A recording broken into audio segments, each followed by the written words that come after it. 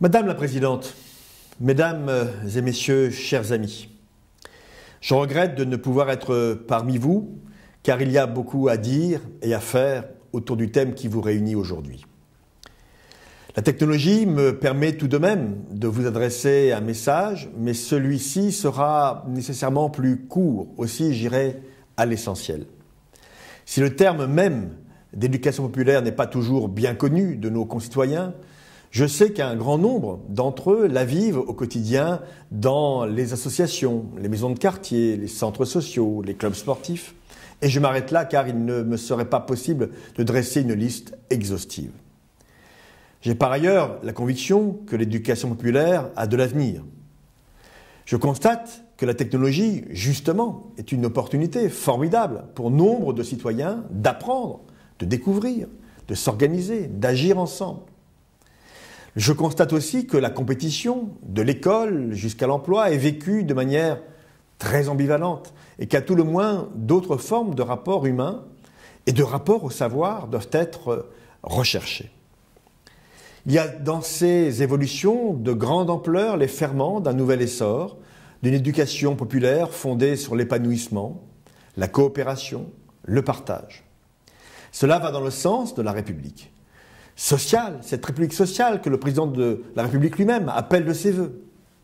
J'ajouterai que cette République sociale est nécessairement une République toujours plus démocratique, une République dans laquelle la capacité d'agir des citoyens est toujours plus grande. Vous faites pour cela des propositions.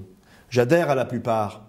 À une réflexion préalable avec vous sur les conventions pluriannuelles d'objectifs passées par mon ministère avec vos associations, et notamment dans la perspective de la nouvelle génération 2016-2018. À cette question, je vous réponds oui.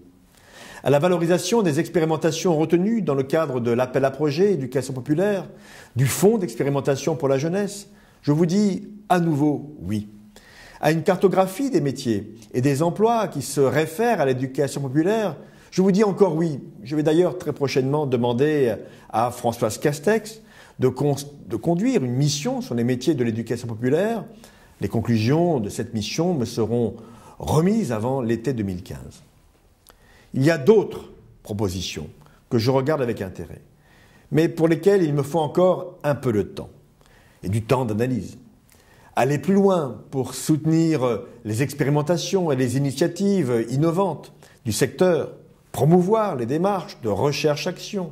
Nous avons déjà engagé un appel à projet du fonds d'expérimentation pour la jeunesse à hauteur de 3 millions d'euros. Il convient peut-être d'aller plus loin, mais je veux d'abord m'attacher à faire fructifier les 52 initiatives qui ont été retenues cette année. Il nous faut intégrer dans la formation des enseignants et les programmes de l'éducation nationale des contenus sur la vie associative et l'éducation populaire.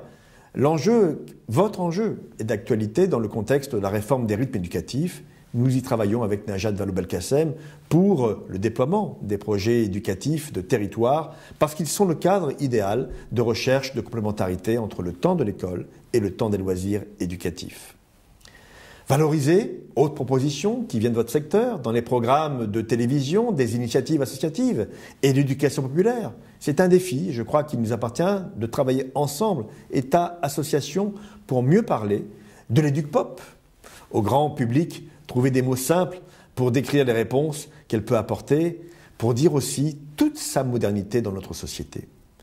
Sur ces sujets, la porte est ouverte. Nous devrons étudier leur faisabilité. Je sais les difficultés que rencontrent les associations. Pour autant, je crois pouvoir dire que depuis 2012, les relations avec l'État ont changé, tant du point de vue de la considération de l'écoute que du soutien sonnant et trébuchant. Dans le contexte budgétaire extrêmement tendu, vous le savez, que nous connaissons, j'entends préserver les moyens du fonds GEP et du Fonds de développement de la vie associative, notamment pour 2015. Si les budgets alloués au soutien national des associations agréées de jeunesse et d'éducation populaire connaîtront l'année prochaine une très légère inflexion, la montée en charge du service civique permettra de leur mettre à disposition une ressource précieuse pour la conduite de leurs projets. Enfin, je tiens à vous rappeler que ces moyens budgétaires préservés sont à mettre au regard des dépenses fiscales et exonérations de dons pour les associations qui ont progressé de 6% entre 2014 et 2015, ce qui représentera au global la somme non négligeable de plus de 2,6 milliards d'euros. Dans cette somme, 314 millions sont liés à l'abattement de la taxe sur les salaires pour les associations qui a été mis en œuvre, vous le savez, depuis le 1er janvier dernier. Désormais, près de 70% des associations ne paieront plus la taxe sur les salaires. Les moyens sont importants et mon souhait de travailler avec vous l'est tout autant. Vous me proposez un cycle de rencontres thématiques et territorialisées sur l'éducation populaire. Je pense que les sujets sont nombreux, importants et qu'il y a de la matière. Nous aurons donc à définir ensemble, plus précisément, les contours de cette initiative. Madame la Présidente, Mesdames et Messieurs, chers amis, il y a encore fort à faire. J'en ai conscience, mais sachez que je partage pleinement les valeurs qui sont les vôtres et que je me battrai pour les promouvoir et les traduire dans de beaux projets. L'EducPop fait partie de mon ADN personnel, soyez-en intimement convaincus.